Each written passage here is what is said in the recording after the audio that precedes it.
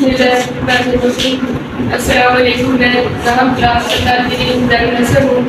آج ہم امتحانی نقطہ نظر کے لحاظ سے ایک بہت ہی اہم سوال جو کہ پیراگراف کی تشریح ہے، اس کے بارے میں ہم آج مطالعہ کریں گے۔ تو آئیے دیکھتے ہیں کہ پیراگراف کی تشریح کس طرح کی جاتی ہے۔ سب سے پہلے ہمارے پاس ایک پیراگراف لکھا ہوا ہوتا ہے، جیسے کہ ہم نے لکھا ہوا ہے، تو اس کے اندر کشیدہ الفاظ بھی ہوتے ہیں جن کے اندر معنی بھی لکھے ہوتے ہیں۔ تو آئیے اس کی تشریح کرتے ہیں۔ سب سے پہلے اس کی تشریح میں آتا ہے حوالہ متن۔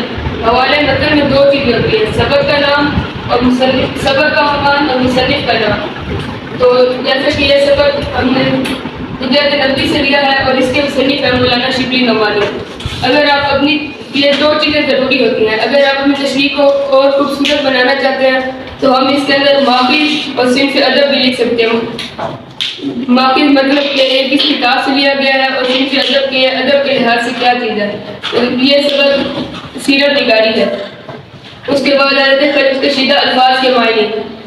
یہ الفاظ ہوتے ہیں، ان کے اندر معنی جو انڈر لائن کیے ہوتے ہیں، ان کے اندر معنی لکھے ہوتے ہیں۔ یہ دعوت حق، جنکار الفاظ، حافظ عالم اور دار الامان، ان کے ہم اسی ترتیب سے ان کے معنی بھی لکھ لیں گے۔ 2 نمبر اس کے ہوتے ہیں، 1 نمبر اس کے ہوتے ہیں اور 2 نمبر اس کے ہوتے ہیں۔ اگر یہ ہمارے الفاظ کے معنی سے درست ہوں گے تو ہماری تشریح بھی صحیح ہوگی۔ اگر یہاں سے ایک بھی غلط ہو جاتا ہے تو ایگزامنر یہ سوچے گا کہ اگر اس کے الفاظ کی معنی ہی غلط ہے تو اس نے تشریح میں کیا صحیح کیا ہوگا۔ تو اگر ہم فل نمبر لینا چاہتے ہیں تو ہم نے الفاظ معنی ہمیں اچھی طرح یاد ہونی چاہیے۔ اس کے بعد اب آتے ہیں تشریح کی طرف۔ جیسا کہ ہم جانتے ہیں کہ تشریح کے لیے 3 گنا بڑھا کے لکھنا ہوتا ہے، مطلب اگر 2 لائنوں کا پیراگراف ہے تو پھر ہمیں 6 گنا مطلب 6 لائنوں کا لکھنا ہوتا ہے۔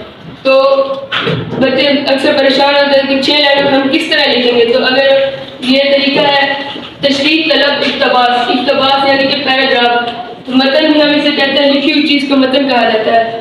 تو ہم یہاں پہ متن بھی استعمال کر سکتے ہیں۔ زیر تشریح طلب اقتباس مولانا شبلی نعمانی کی کتاب سیرت النبی یعنی کہ کس کتاب سے لیا گیا سے اخذ کرتا ہے شامل نصاب، یعنی کہ ہماری نصاب یعنی کہ ہمارے سلیبس میں شامل ہجرت نبوی کے شروع سے لیا گیا ہے، یعنی کہ ہمارے جو سلیبس ہے اس کے اندر شامل سبق سے لیا گیا ہے۔ اس سبق میں مصنف یعنی کہ مولانا شبلی نعمانی نبی کریم صلی اللہ علیہ وسلم کی مکہ سے مدینہ کی طرف کی جانے والی ہجرت کے واقعات کو بیان کرتا ہے۔ تو ابھی ہم نے پیراگراف کی تشریح شروع نہیں کی اور ہمارے پاس اتنا مواد اکٹھا ہو گیا ہے، اس سے ہماری تشریح ایزیلی پوری ہو سکتی ہے۔ تو اب ہم اس پیراگراف کی اب ہم اصل تشریح کریں گے۔ الفاظ کے معنی میں جب ہم الفاظ کے معنی لکھتے ہیں تو وہاں ان کے لفظی معنی لکھے جاتے ہیں، لیکن جب ہم یہاں پہ لکھیں گے الفاظ کے معنی کو استعمال کریں گے تو ہم ان کی اس مفہوم مطلب کہ اس الفاظ کا مفہوم کیا ہے وہ لکھیں گے۔ یہاں پہ تشریح طلب اقتباس میں مصنف کہتا ہے کہ نبی صلی اللہ علیہ وسلم نے جب دین اسلام کی تبلیغ کا کام شروع کیا اور لوگوں کو سچائی کی دعوت دی تو بہت سے لوگوں نے آپ وسلم کی مخالفت شروع کر دی، اب یہاں پہ دعوت حق دین کی تبلیغ کا کام شروع کیا، تو یہاں پہ ہم نے لکھا تھا سچائی کی دعوت، یہاں پہ ہم اس کا مفہوم استعمال کر رہے ہیں۔ اس صورت میں اللہ تعالیٰ نے وسلم کو شہر مدینہ کی طرف ہجرت کرنے کا حکم دے دیا جو اس وقت امن کا گھر تھا۔